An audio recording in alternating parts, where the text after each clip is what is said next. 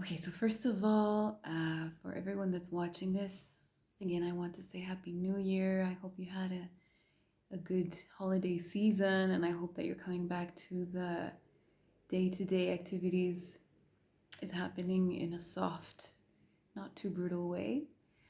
Today, I felt like making this video and talking about something that I've been experiencing for the past few weeks that I always experience, but now let's just say it's intensified, which is the sense, and I know everyone to some extent has experienced it, of imposter syndrome. If not everyone, most people that I know. And because I've been experiencing it these weeks in such strong levels, I thought it would be interesting to talk about it. And of course, it's ironic. It's, the joke to be making a video and second guessing myself about the fact that I'm making a video, just like everything else these few days. Imposter syndrome happens, I think, when we do things or we want to do things, first of all, very often that are outside of our comfort zone, when we're taking a certain risk or we're innovating in a certain way in our lives, when we're doing something differently and we feel a bit like a stranger to ourselves. I think it also happens when we do things that feel important to us, that have a meaning to us, that have a significance to us, or when we have stakes in the game, when there's something that we want to achieve very much or very badly. I think that's when the imposter syndrome can very easily kick in. And what happens, I believe, or for me at least, when I'm particularly suffering from imposter syndrome, is that I compare myself a lot to the outside world. I do something and then I have a point of comparison, and of course, I always find the faults, and I always find or see other people that do things that to me are better than what I do, or the way that, or how I do things, the way that I do things. So, and then of course I get jealous and I doubt myself and I get discouraged, and then it's hard to kind of be consistent in the things that I do because of the imposter syndrome.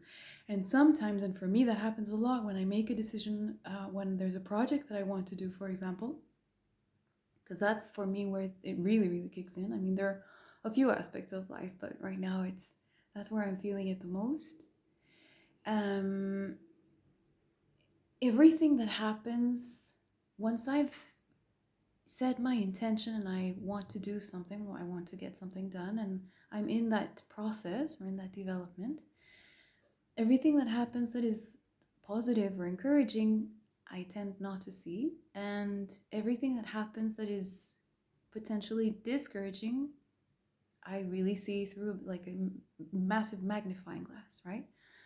And that's when I hear the voice that is actually always kind of there somewhere in the back of my mind, but then I hear really, really strongly that says, you're nothing, you're zero, you're worthless, you can't do this, you're a fraud, you're an imposter. And that's a very, very painful voice to hear, right? And belief to have implanted in ourselves. And what I've discovered, because I've actually experimented a lot with this imposter syndrome. In the past, years ago, I did a pilot workshop on failure. I wanted to kind of bring people together to study failure, but they were afraid. They didn't like the word failure. My whole point was to kind of show or prove that failure, when we know how to work with it, develops resilience within us, which I think is a message that you can easily find in many different places. So in experimenting and kind of going through different phases of life with this sense of like imposter syndrome and the sense of being a failure in any and all aspects of life, what I'm discovering now is that in the past, what I did a lot when that happened was that I would fight back.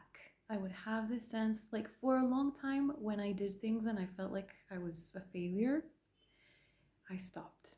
I stopped doing things. I didn't fight. And then for another period of my life, I did the opposite. I was like, okay, I get it. What I need to do is actually really fight and stop giving so much importance to that voice in my head, right?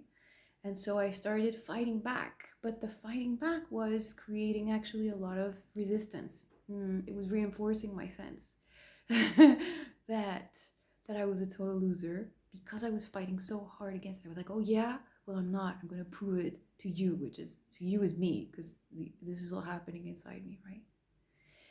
And nowadays that I've reached a point that I feel is so much healthier for me in general in life, where I'm having the best relationship that I've ever had with myself, this imposter syndrome is coming up even stronger. Um, because I feel like suddenly, yeah, like I'm putting even more pressure on myself every time I want to do something, because it's like, okay, well now that I'm in a better place with myself, now that I've learned all the things that I've learned, now I really have to succeed, which of course is a joke, right? um, Success, failure, really in the end, I mean, it may sound cryptic or cliche or too out there, but really in the end, it's not what matters really. Um, but I guess I can go into that another time. Um, my point is that now I wanted to share with you that I'm experiencing the imposter syndrome even stronger than I did before, and it's a very challenging, of course, a very challenging experience to have. But for me, the challenge right now is figuring out what it is I need to do to make peace with that. And as like with everything that I have learned and that I continue to learn, now the exercise consists for me in surrendering to that, in allowing myself the moments where I crawl into a corner and I just become like this little ball and I cry and I shake and I say I'm good for nothing. But doing that while observing it at the same time, having that part of me that's actually watching me do that. And we can always do that. No matter what situation we're in, we can always turn on that part of ourselves that's going, wait, what's happening? Without judgment, just observing and going, okay, I'm having a bit of a breakdown here because I feel like I'm an imposter and I'm good for nothing. And I know that as long as I have that switch turned on, I'm good, because I'm just going through an exercise. I'm kind of burning through the karma. I'm accompanying myself in that. And so I don't believe it, or at least I don't believe it as much. I give credit to the observer in me, to the part of me that is just kind of observing the experience and the thoughts, the experience in my body and the thoughts in my mind and kind of the emotions, no matter how strong they are. And so it passes very fast.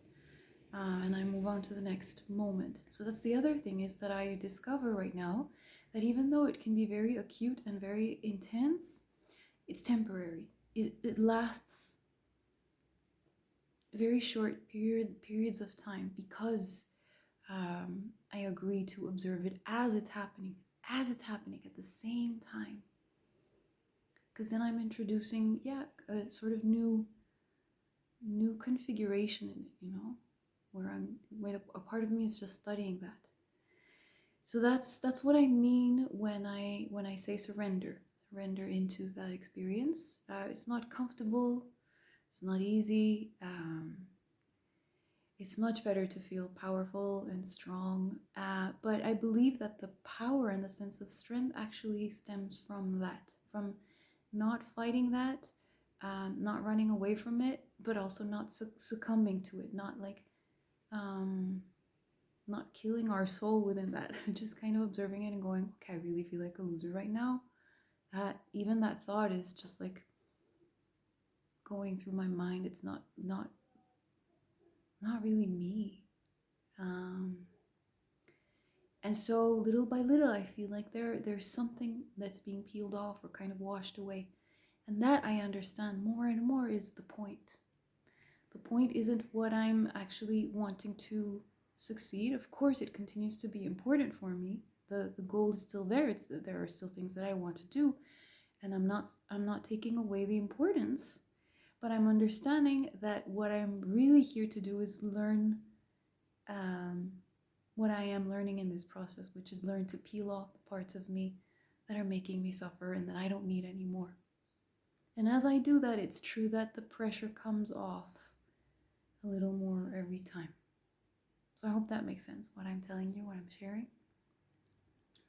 It's good for me to say because then I hear it also and I remind myself. And yeah, sending you many kisses, and I hope that you have a wonderful week. And don't forget, if there's any question or any subject in particular that you want me to talk about, I'll do it. The beauty of this is that, yeah, whenever something comes, I can share it, and if it doesn't come, then it's all good anyways. That's why I like this system. So I'm here for you for any questions you may have.